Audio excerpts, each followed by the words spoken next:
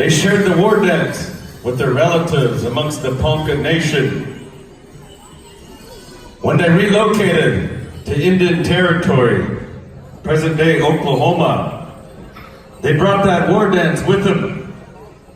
They shared it with their neighboring tribes, the Pawnee, the Osage, the Kaw, the Oto-Missouri. When they brought it down, they used to wear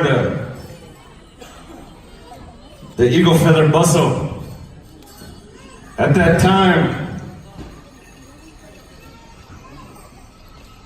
the guys that ran the Wild West shows, they called upon our Native American dancers, our war dancers, to perform in their shows all over the world.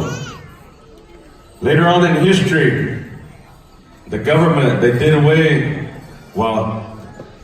they put restrictions on us. They made laws where we couldn't have eagle feathers there for a little while. So when this dance made it down into Oklahoma, they started wearing that otter drop down their back. And for our tribal people down south, some of them see it as a good luck charm. Some of them see it as a war charm when they went to battle.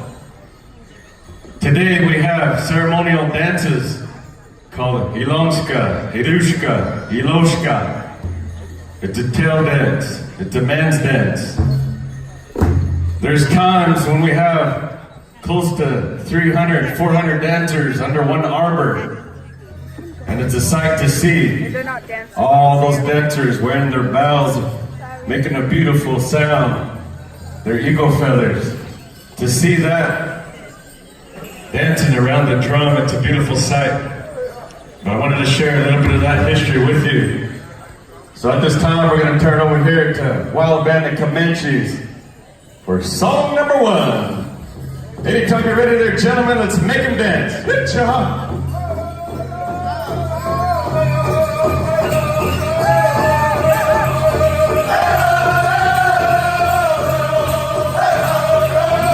Southern Straight. Show us what you're working with.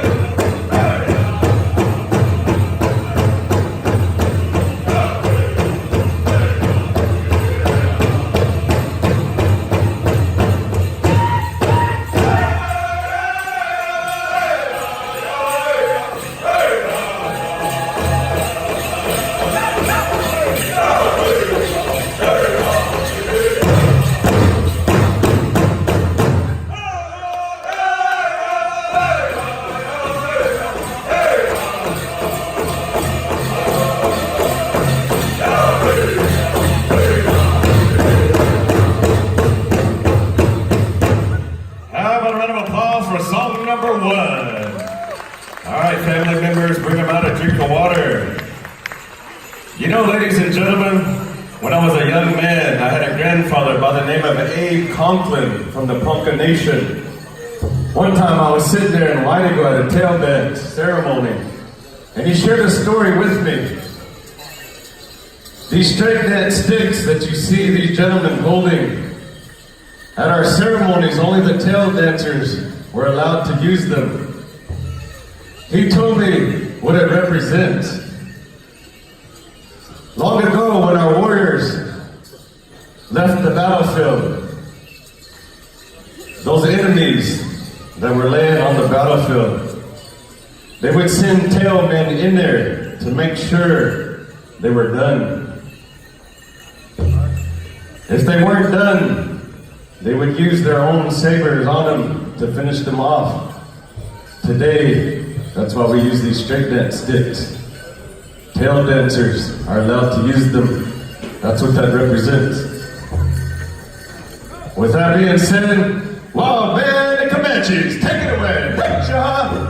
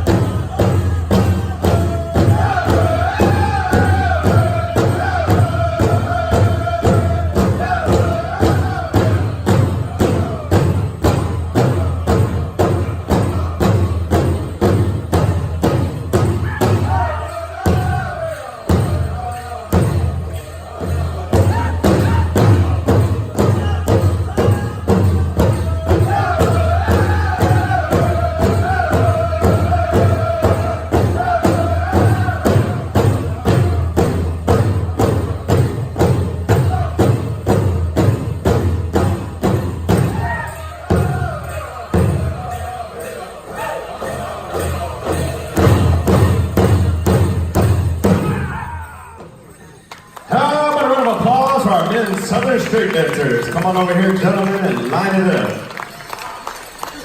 Good dancing there, fellas.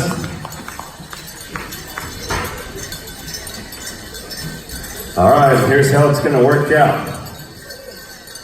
Our judges, they're gonna huddle up over here. They're gonna exchange notes. They're gonna share things with each other. 5. All right, we're gonna pick the 5 finalists that advance to the next level. There's one, Mr. Lewis Perkins. From Flagstaff, Arizona. Your second finalist, Erwin Morris from Walt Hill, Nebraska. Your third finalist, Kiowa Charlie Kozab from Hominy, Oklahoma. Good job, brother. Your fourth finalist, Darian Atticai from Flagstaff, Arizona. Woo! Yeah. And your fifth finalist, Mr. Ron Goodeagle Jr. from Green Bay, Wisconsin, by way of Flandreau, South Dakota. Oh, Oneida, Wisconsin, all right. And at this time, they'd like to acknowledge our consolation winners. We say thank you to Mr. Ron Manassi Sr., Denny Medicinebird, Terrence Totem, James Yellowfish, and Shuday Victors. Wanda, she says thank you for participating in this special